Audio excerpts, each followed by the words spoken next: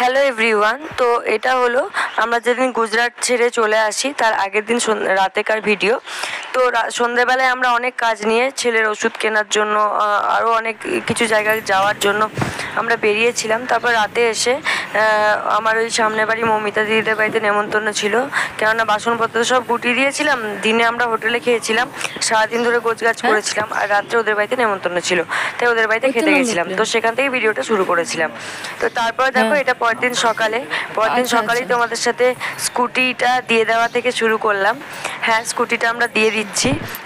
এই স্কুটিটাতে আমাদের প্রচুর স্মৃতি জড়িয়ে আছে। স্কুটিটাতে আমরা গোটা জামনগর চষে বেরিয়েছি বলতে পারো। হ্যাঁ, তো স্কুটিটা দিয়ে দিচ্ছি, খুব মন খারাপ করছিল। আর স্টিকার দিয়ে দিলাম, কেননা হাজব্যান্ড বলছিল ওই ইয়েটার মানে নাম্বার প্লেটটার ফটো তুলে রাখতে, তো সেই কারণে স্টিকার দিয়ে দিলাম জায়গাটা।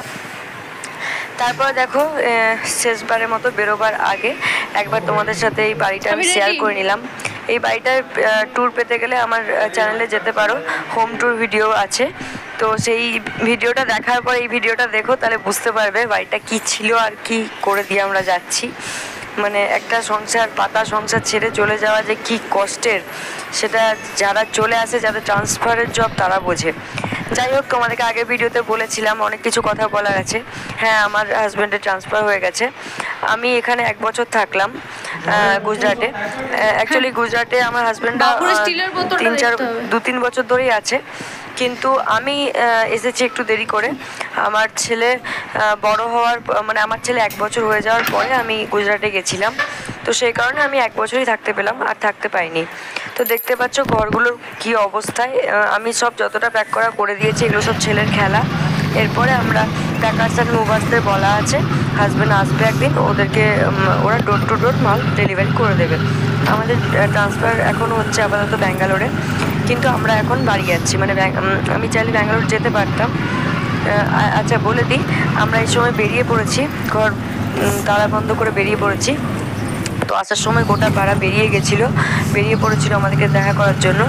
আর একটু কান্নাকাটি করছিলাম, একটু মানে ইমোশনাল মুভমেন্ট ছিল। তো সেই কারণে একটা বছর প্রচণ্ড এনজয় করেছি, প্রত্যেকটা অকেশন আমরা এনজয় করেছিলাম সবার সাথে। তো সেগুলোই মনে পড়ছিল, সবার সাথে খুব খুব কষ্ট হচ্ছিল, তো সে কারণে একটু কান্নাকাটি করছিলাম। তো যাই হোক, বলতে বলতে আমরা স্টেশনে পৌঁছে গেছি। আর তো স্টেশনে দেখতে পাচ্ছ হাজব্যান্ড এই দুটো ট্রলি ব্যাগ এগুলো রেখে আসছে, আমি ওখানে গিয়ে দাঁড়াবো, এগুলো আমার কাছে রেখে আসবে। আর এখানে দেখতে পাচ্ছ ড্রাইভার দাদা, যে আমাদের খুব বিশ্বস্ত ড্রাইভার ছিল, অটো ড্রাইভার ছিল অবশ্যই, তার গাড়িও আছে অনেকগুলো নিজস্ব। তো যাই হোক, তার কাছে বাকি ব্যাগগুলো সব আছে। তো এক এক করে হাজব্যান্ড লাগেজগুলো নিয়ে যাবে। তো দেখো এখানে ট্রেনে উঠে পড়েছি আমরা, আর ট্রেন এখনও ছাড়েনি। তো ছেলে এই সিট থেকে ওই সিট খেলে বেড়াচ্ছে। তো ট্রেনটা ছেড়ে দিলে তো লেগে যাবে, ছেলের পড়ে যাবে, সেই কারণে এরকমভাবে ধরে ধরে বেড়াতে হচ্ছে, মানে একটু গার্ড করতে হচ্ছে আর কি। তো যাই হোক, এরপর ট্রেনটাও ছেড়ে দেবে। তো যেটা বলছিলাম, হ্যাঁ, হাজব্যান্ডের ট্রান্সফার হয়ে গেছে, আপাতত ব্যাঙ্গালোরে হয়েছে। তো আপাতত আমি বাড়ি যাচ্ছি। আমি বললাম ছেলের না মানে একা একা থেকে থেকে একটু একা একা মানে ইয়ে হচ্ছে আর কি, সে কারণে আমি চেয়েছিলাম যে কিছুদিন অন্তত বাড়িতে থেকে আসি, সবার সাথে থাকলে ছেলেটার মনটা ভালো হবে, ছেলের ভালো লাগবে। মানে পুরো 1 বছর আমরা বাড়ি যাইনি, সেই কারণে। তো যাই হোক, আমি সেই কারণে বাড়ি চলে এসেছি। আর হ্যাঁ, আমি এখন আপাতত মানে আমি শ্বশুর বাড়ি যাচ্ছি, তারপর সেখান থেকে আপাতত আমার বাপের বাড়ি যাব। তো দেখতে পাচ্ছ এখানে এখন ট্রেন ছাড়েনি, আর ছেলে এদিক ওদিক করছে। তো যাই হোক, তারপরে আমরা সেখান থেকে ব্যাঙ্গালোরে শিফট করব। আর হ্যাঁ, আমাকে দিয়ে আসার পরে আমার হাজব্যান্ড আবার একটু মানে ইন্ডিয়ার বাইরে চলে যাবে। তো সেটাই আর কি, মানে 2-3 মাসের জন্য যাবে আর কি, বেশি দিনের জন্য নয়। তো আমি বললাম সেই ফাঁকে আমি একটু বাড়ি থেকে ঘুরে আসি, তাহলে ছেলেটার একটু মনটা ভালো হবে। তো সেই কারণে অনেক কারণের জন্যই আর কি ভাবনা চিন্তা করেই আমি এসেছি।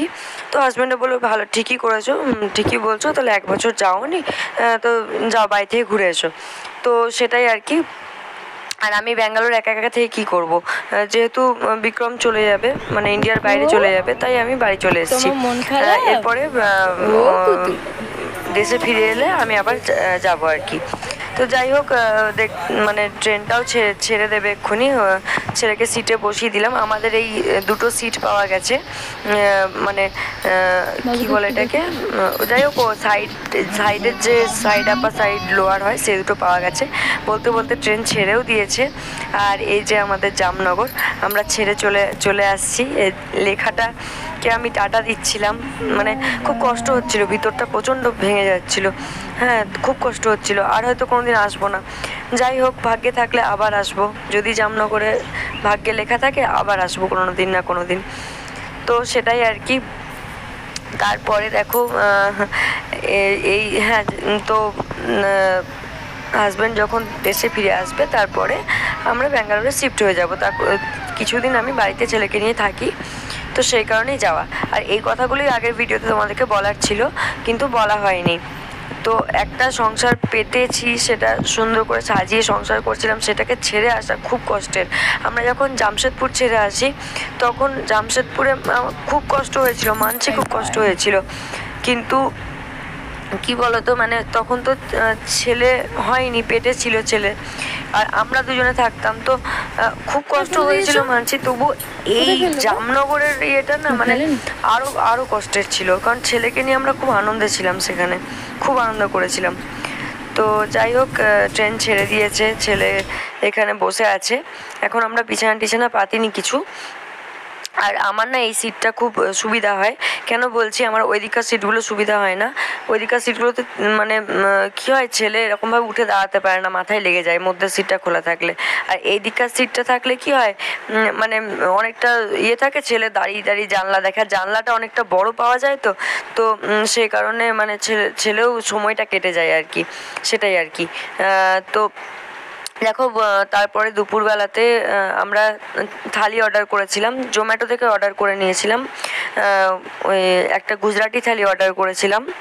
তো আমরা যে কারণে অর্ডার করেছিলাম রোটলা আর ধোকলার জন্য, তো সেই দুটো দেয়নি, জানি না কেন। তো এখানে কি দিয়েছে আমি দেখাচ্ছি। এখানে দিয়েছে তাওয়া রুটি দিয়েছে, স্টিম রাইস দিয়েছে, আর একটা কি মটরের সাথে কিছু একটা তরকারি দিয়েছিল, জানি না কিসের তরকারি, একটা স্যালাড টাইপের দিয়েছিল এরকম বাঁধাকপি দিয়ে, গাজর দিয়ে। আর একটা তেলের মতো ভাসছে একটা কি মিষ্টি তরকারি দিয়েছিল, ডালটাও একটু মিষ্টি ছিল, একটা লাড্ডু ছিল। তো যাই হোক, আমরা চলো খেয়ে নিই। আর ছেলেকে আগেই খাইয়ে দিয়েছিলাম, ছেলে ঘুমিয়ে পড়েছে। ছেলের জন্য মমিতাদি ডালিয়ার খিচুড়ি বানিয়ে দিয়েছিল দুবেলার জন্যই, তো সেটা ছেলেকে খাইয়ে দিয়েছিলাম দুপুরবেলাতে, রাতেও সেটাই খাওয়াবো। আর তো দেখো, আমরা একটু শুয়ে পড়েছি, ছেলে তো ঘুমি করছে, পাশে শুয়ে দিয়েছি। আর তারপরে বিক্রম উপরে চলে গেছিলো। তারপর দেখো, এটা সন্ধেবেলা মানে এই একটা স্টেশনে না দাঁড়িয়ে পড়েছিল ট্রেনটা, কেননা কোনো একটা কামরাতে মানে এসি একদমই চলছিল না। তো সেই তারাই আর কি সবাই ট্রেনের চেন থামিয়ে একটু ঝামেলা করছিল। তো ট্রেন অনেকক্ষণ দাঁড়িয়েছিল সেই কারণে। তারপরে দেখো, বলতে আমরা নাগপুর চলে এসেছি, নাগপুর স্টেশনে। তো না, এটা ওই সন্ধ্যাবেলাতেই ওই ঝামেলা হচ্ছিল, ওই স্টেশনটাতেই এসেছিলাম। তো একটা কোল্ড কফি এনেছে আর একটা লেস এনেছে, কারণ সারাদিন এত মিষ্টি খেতে না মুখ মিষ্টি হয়ে গেছিলো, তাই একটা লেস এনেছে। আর লেস তো পাওয়া যায় না ওখানে, মানে চিপস আর কি, আর কোল্ড কফি এনেছে। তো সেটাই আমরা খেয়ে নিচ্ছিলাম। আর আমাকে একটু সেজে মানে একটু পরিষ্কার পরিচ্ছন্ন হয়ে দেখছো, কারণ আমি আসার সময় তো একদম সময় পাইনি একটু করে আসতে। তো এখানে ট্রেনের মধ্যে একটু সন্ধ্যাবেলায় ঘুম থেকে উঠে মুখ চোখ ধুয়ে একটু টিপ আর লিপ গার্ড যেটা আর কি, লিপ বাম যেটা, আর কাজল এসব একটু পরেছিলাম একটা। তো এই কারণে একটু ফ্রেশ লাগছে আর কি। তারপর দেখো, বলতে এটা পরের দিন সকালের ভিডিও। পরের দিন সকালে ছেলে ঘুম থেকে উঠে পড়েছে, ছেলেকে সেরেগুলো খাওয়াচ্ছিলাম। আর এখানে দেখো, নাগপুর স্টেশনে ট্রেনটা অনেকক্ষণ দাঁড়ায়, সেহেতু সেখানে ভালো ইডলি নেদু বড়া এগুলো পাওয়া যায়। তো সেখান থেকেই হাজব্যান্ড ইডলি নেদু বড়া এনেছে। আমার ইডলি ভালো লাগে না অত, ধোসাটা আগে একদমই খেতাম না, ছেলে পেটে আসার পর থেকে ধোসাটা খুব ভালো লাগে খেতে। যাই হোক, ধোসাটা খাই, কিন্তু ইডলি এসব আমার ভালো লাগে না। তো যাই হোক, তারপর দেখো, এটা হচ্ছে দুপুরবেলা। দুপুরবেলায় কি করেছিলাম আমরা, মানে অন্য কিছু থালি কিছু অর্ডার করতে কিছুই ভালো লাগছিল না, একঘেয়েমি ট্রেনের মধ্যে বসেছিলাম তো তাই কি করলাম, ওই একটা বড় বাটিতে না চিড়ে, কলা, সন্দেশ সব একসাথে মাখিয়ে নিয়েছিলাম। মানে ছেলের গরম জল দিয়ে সে চিড়েটা ভালো করে ধুয়েছিলাম আর কি। তো এখানে তো চিড়ে সেদ্ধ করা যাবে না ট্রেনের মধ্যে, তো গরম জল দিয়ে অনেকবার ভালো করে ধুয়ে নেওয়া হয়েছিল। ফ্লাক্সে করে গরম জল এনেছিলাম, মিল্টনের যে স্টিলের গুলো হয় ফ্লাক্সগুলো সেগুলোতে। তো যাই হোক, তিনজনে একসাথে মাখিয়ে নিয়ে তিনজনে মিলে দুপুরে চিড়ে, কলা, সন্দেশ খেয়েছিলাম। তারপরে দেখো এটা সন্ধেবেলায়, মানে সেকেন্ড দিন এটা সন্ধেবেলাতে ছেলেকে এরকম ওপরে ওর মানে ওর বাবার সিটটাতে এরকম বসিয়ে দিয়েছিল, আর ছেলে ভয়ে কিরকম ভাবে চুপচাপ বসে আছে দেখো, মানে জড়সড় হয়ে চুপচাপ বসে আছে যে কখন পড়ে যাবো বাবা, দরকার নেই, এদেরকে ভরসা করে লাভ নেই, আমি চুপচাপ বসে থাকি, এদিক ওদিক না করাই ভালো, এরকম একটা ভাব নিচ্ছিল আর কি। তো যাই হোক, খুব ভয় পাচ্ছিল, আর পাশে তো সবাই ওকে মানে ইয়ে করছিল ওকে, মানে কি হয়েছিল বলতো, দুদিন ধরে ছিলাম তো ট্রেনে, তো ট্রেনের মধ্যে না সবার সাথে খুব ভাব হয়ে যায়, আর বেশিরভাগ ওই দিক থেকে যেহেতু আসছিলাম বেশিরভাগ বাঙালি ছিল, তো মানে ওইদিকে যারা বাঙালি থাকে তারা আর কি বাড়ি আসে এই ট্রেনটাতে। এটা হচ্ছে জামনগর টু শালিমার যে ডাইরেক্ট ট্রেনটা, সেই ট্রেনটা। তো সেই ট্রেনটাতেই ধরুন সবাই ইয়েই থাকে, বাঙালি থাকে, তো সেই তো দেখতে পাচ্ছ সন্ধ্যাবেলায় সবাই মিলে বসে একজোট হয়ে গল্প করা হচ্ছে যত, আর অনেকগুলো মানে আমার মতো এও ছিল, বাড়ির বউও ছিল, তাদের শাশুড়িরা ছিল, তারপরে এরকম প্রেগনেন্ট মহিলাও অনেক ছিল ওই কামরাটার মধ্যে। তো একটা বেশ ভালো বন্ধুত্ব হয়ে যায় সবার সাথে আর কি, ওই একদিনের আলাপ হয় ট্রেনের, কিন্তু সবার সাথে বন্ধুত্ব হয়ে যায়। এই যে দেখতে পাচ্ছ ওই দাদাগুলোর সাথে বিক্রম গল্প করছে, আর আরও আন্টিরা এসছিল, তারপরে আরও মানে দিদিগুলো এসছিল, সবাই মিলে আমরাও গল্প করছিলাম। যাই হোক, আমরা শালিমার পর্যন্ত যাব না, হঠাৎ করে আমাদের প্ল্যান চেঞ্জ হয়, কোনো বিশেষ কারণেই হয়েছিল। তো যাই হোক, আমরা এখান থেকে যেহেতু ট্রেনটা টাটা জামশেদপুরের ওপর দিয়ে যাবে, তো আমরা এখানে টাটা জামশেদপুরে নেমে যাব, ঠিক করি যে টাটা জামশেদপুরে নেমে যাব, তারপরে সেখানে একটা দিন হোটেলে থেকে পরের দিন রাত্রে আবার বাড়ি ফেরার ট্রেন ধরবো, মানে ওয়েস্ট বেঙ্গল যাওয়ার ট্রেন ধরবো। তো যাই হোক, এখানে দেখো রাত হয়ে গেছে, আর রাতে এই যে অন্ধকারে রাতে দেখতে পাচ্ছ যে একটু অন্ধকার হয়ে গেছে, আসলে লাইটগুলো সবাই নিভিয়ে দিয়েছে, তো ঘুমিয়ে পড়বে। আর আমরা ঠিক মানে নামার কথা ছিল জামশেদপুরে 11টা সাড়ে 11টার সময়, কিন্তু ট্রেনটা এত লেট করেছিল, আমরা সেখানে নেমেছি 3টে সাড়ে 3টের সময়। তো যাই হোক, আমরা মাঝরাতে এরকম ব্যাগপত্র মানে লাগেজ সব নামিয়ে নিয়ে রেডি করে বসে আছি, এখনও কাছে আসতে অনেকটাই দেরি আছে, প্রায় 1-2 ঘন্টা দেরি আছে, তাও সব নিচে নামিয়ে বসে আছি। তারপর দেখো বলতে বলতে আমরা স্টেশনে নেমেও গেছি, সেই জামশেদপুর স্টেশন আমাদের। আর দেখো বলতে বলতে একটা রাত্রেবেলায় হোটেলেও নেমে পড়েছি। তো এই হোটেলটা তোমাদের ছোট্ট করে একটা ট্যুর দিয়ে দিলাম। এখানে এরকম একটা কাভার্ড করা আছে, একটা বেড আছে, আর ওই সাইডটাতে একটা ড্রেসিং টেবিল আছে, এসি আছে, আর একটা ছোট্ট সোফা 2 সিটারের, একটা ছোট্ট টি টেবিল, আর অ্যাটাচ বাথরুম আছে। তো যাই হোক, এই ছিল আজকের ভিডিও। তো ভালো লাগলে অবশ্যই লাইক, শেয়ার আর কমেন্ট করে দিও। তো চলো আজকের মতো